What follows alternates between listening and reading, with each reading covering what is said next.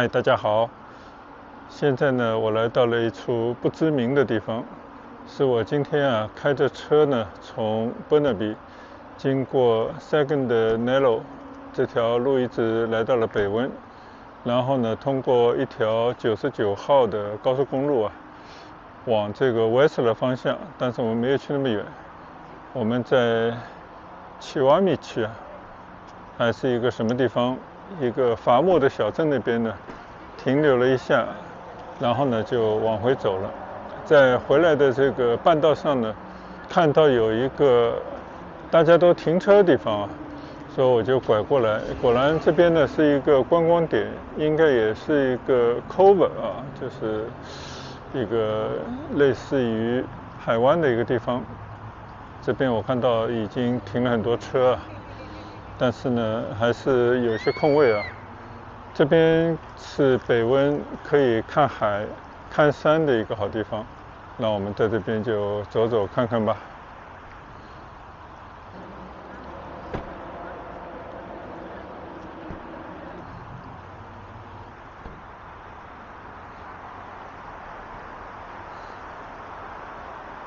前面呢就是99号公路看车水马龙的样子。我就是从这边的一条小路拐进来的。你看这边呢是一个浅滩那些杂乱的木头就横躺在这个海湾，这是到处可以看到这种风景然后往前看呢，就是非常辽阔的水面但是远处的山，有些山呢还积着白雪，更多的呢是被这些云雾缭绕就那些白云都半山腰，看上去还是非常好看的一个景致。我在这个停车场随便走走我看见有2个女孩在这边是准备要穿上她们厚衣服，准备去 diving你可以看到那个巨大的2个氧气筒。但这样的天气如果要下海去潜泳的话，我觉得也是需要一些勇气非常美的一个地方。就其实我们在刚刚一路过来的地方呢，错过了几个观景点因为有时候你如果没有事先查好的话，车速很快，后面有车追着你，你也不敢在这边很快的拐弯。你看这边呢就是一个海湾，那边应该还有一个观景点看看能不能走到那边去看一看。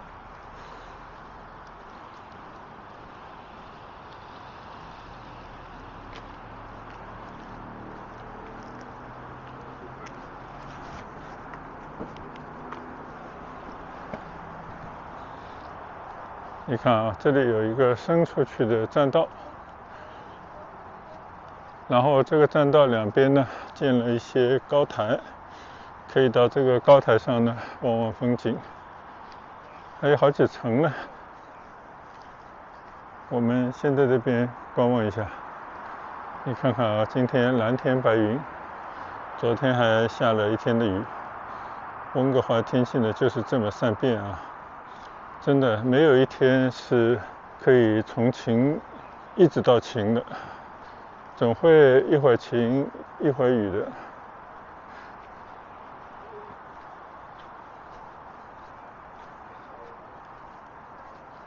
你看前面有个人走到那个最高点上面去了，但我觉得这个应该也算是一个码头吧，前面应该是有一些运货的机器设备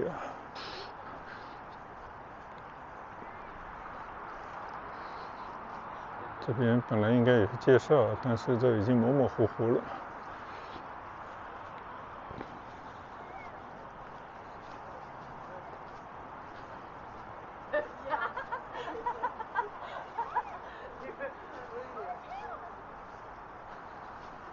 这边呢就到头了。你看这边有一个大吊车吧，应该是前面应该是个码头需要的话可以装货。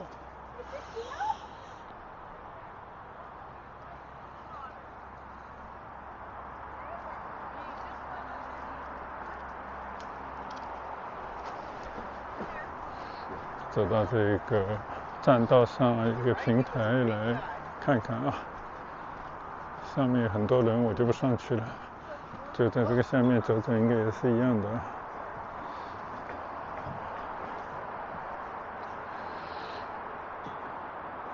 就我们其实再往前大概10来公里就是斯瓦米区这一个城市，那个小城市呢也是就在海边啊。但是呢，这个城市有一个雕塑很有意思，一个巨大的伐木工人的一个雕塑，手里呢拿着一把双面斧，脚踩着一段被他砍下来的粗大的木头。所以我的理解呢，这一片地方应该就是一个伐木作为他们的一个产业的地方吧。但是这个有点超出我的想象啊，就是你看山上的非常茂密的这些树林啊，难道是他们伐木对象吗？还是说还在深处啊？这个具体我也不清楚。总之呢，加拿大这边的林木业是非常的发达，就是有一些很久的树木啊，砍伐以后呢，就是作为一种木材的原料啊，运到全世界各地。再加上呢，这边这种海湾啊、水系这种资源非常发达，所以运输呢应该成本也是不高的。就是在这样的一个地方。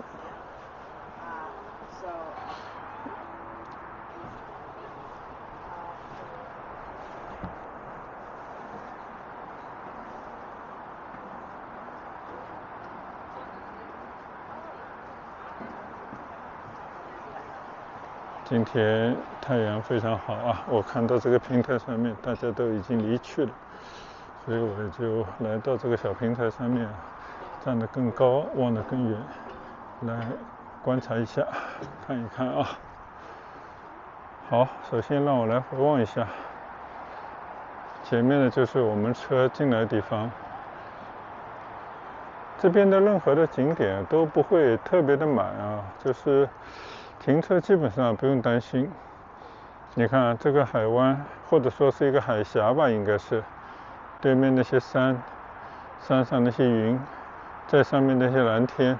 组成的一个自然的画卷啊，非常之美。这完全是一种纯自然的景象，就略微加工了一下，就变成了大家一些休闲观景这样的平台。刚才看到那边还是有一些房车的这种点，就大家驻扎在这边。这种 RV 就是那种房车呢，应该它会给你供水供电、上下水啊之类的，可能要付点钱。但是呢，我看到这样的房车点，我就有突发奇想了。如果以后有机会的话，真的花1年时间买个2手房车，就是以房车带房了啊，就可以在这边到处走走，生活一下。虽然是一个突发奇想啊，其实我觉得说不定实现也不一定啊。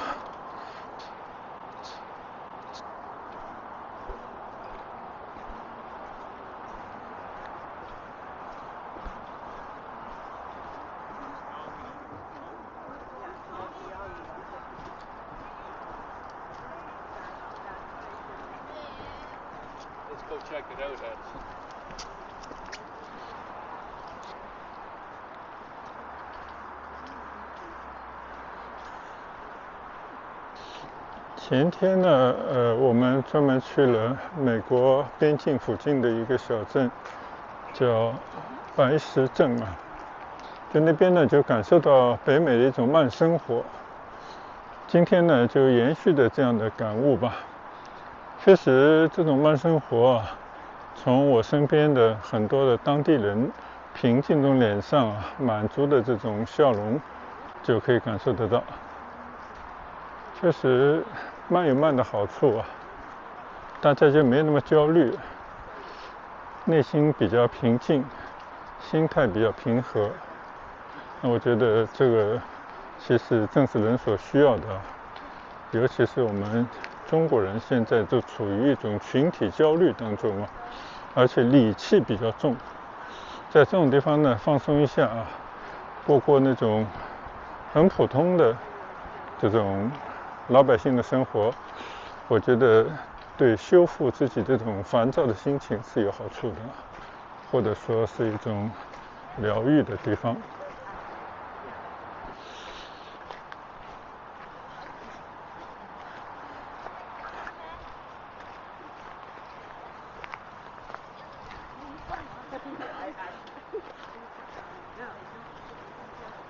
你想，你看，好像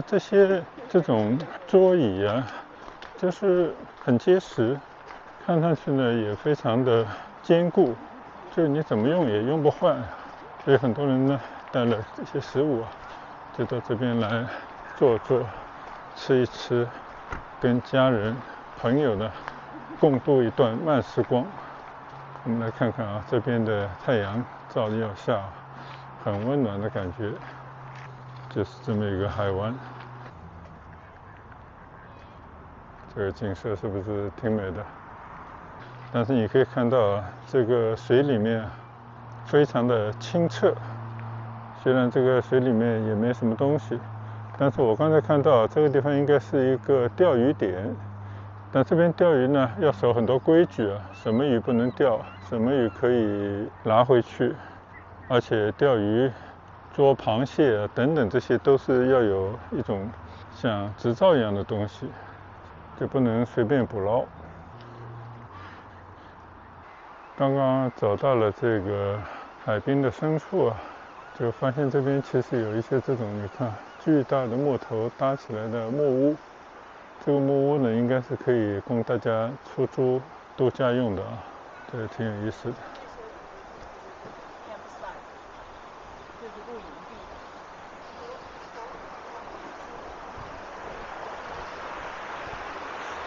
这里还有潺潺流水。哦，这个里面呢就是一个 park 了，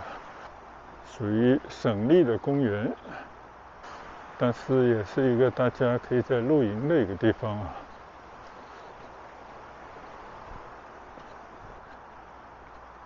那这个就是 campsite， 就是你在这边可以搭帐篷。其实就在刚刚我们停车场不远的地方，走进来也就几步路而已。这就是一个赛。你看啊，像这样的一个地方，给你提供了一些桌椅，然后你就可以在这块地方呢安寨扎营啊，可以在这边吃一些带来的食物啊。哦，我听到那个是海里头的什么东西在叫啊，咕噜咕噜的。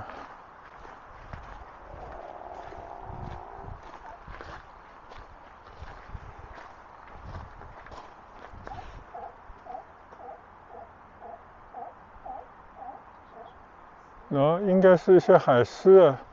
就是比较远啊，可能看不见，就是前面那个木头上面蹲了好多那种海狮啊，还是海豹啊，就有点像那个旧金山的渔人码头蹲的到处都是，专门让他们在这边嬉戏的地方。这可能是人工搭建的啊，专门让他们在这边有个休息地方。你看啊，这个地方呢，它有这个炉子可以生火的，这边呢就可以烧烤，然后就端到这个桌上来，大家可以分享美食啊，是这样的一个状态。我估计开个车来应该也是没问题的。我看有人就是开着车，我们到里面稍稍的去逛一逛。这是一种北美的喜闻乐见的休闲，也是大家娱乐的一种方式吧。应该说是一种贫富皆宜的一种休闲度假的方式，而且非常自我，非常的平静，有点与世无争，而且也不需要什么经济实力啊。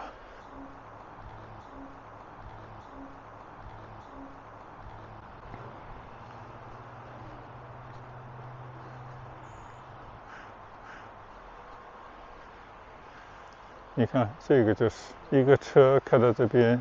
搭了一个帐篷，应该就可以坐在这里啊。然后这边呢，你看啊，卫生设备等等啊，都是可以的啊。哇，你看设施还是非常的齐全啊。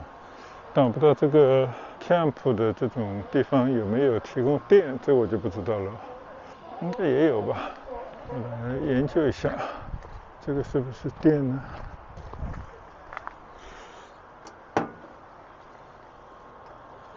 果然是有电的，你看，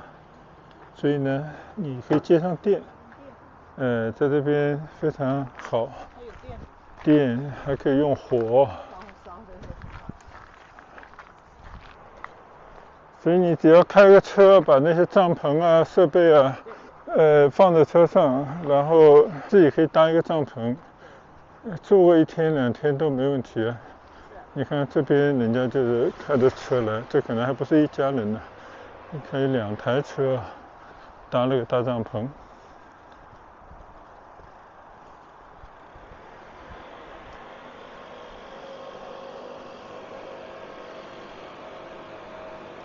刚才进来的时候没看到这个价钱如何，相信租1天应该也要几十块钱以上吧。你看这里就有2台车1个帐篷，对面呢是1台车1个帐篷，还是有很多人热衷于这种，大家可以搭一个帐篷啊，一家人或者几个朋友休闲，甚至还有把房车拖挂房车也带到这边来进行。那就干脆也不用搭帐篷了，就直接就住在房车里面就好了。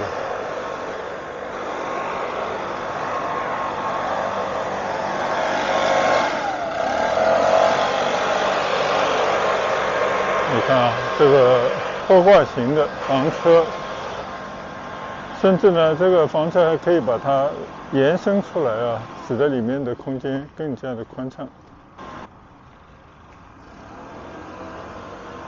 就在那边烧烤呢，带着单车啊，带着很多的东西，正对着呢就是一个乱石滩啊。你看这些木头啊，经过了可能很多年的冲刷，就冲到了岸上来了。然后这些木头呢，就是只剩那些树根、树干了，光秃秃的，有一种原始的这种风貌啊。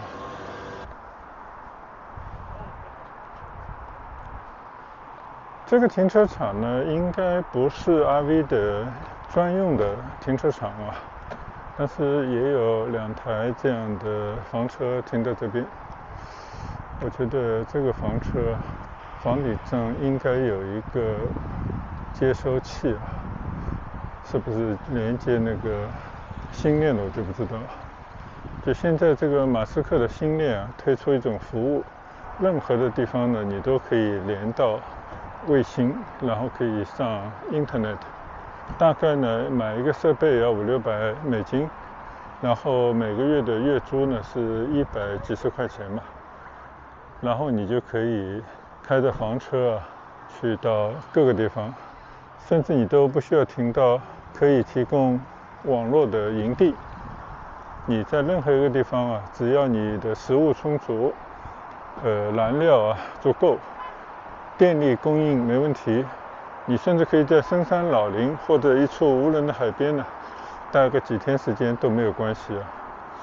就这是一种新的生活，所以北美的房车啊市场非常的大。那么也就是说呢，通过这样的一种网络上的升级啊，使得大家呢在开着房车到处生活的同时呢，也可以跟这个世界有紧密的连接。那我觉得这个呢是一种看得见的啊，就在很近的未来应该都能够实现的一种休闲的生活方式。那让我们呢也怀着这种美好的期待啊，追求一种新的生活。那今天呢就在这个我也不知道这是一个叫什么，但它也是一个省的海滨公园啊，这个 Portage de Cove 这边呢结束我今天在这边的闲逛。谢谢大家的跟随，路上的风景还在持续啊，下一个目的地再跟大家继续闲逛闲聊。谢谢大家的观赏，再见。拜拜。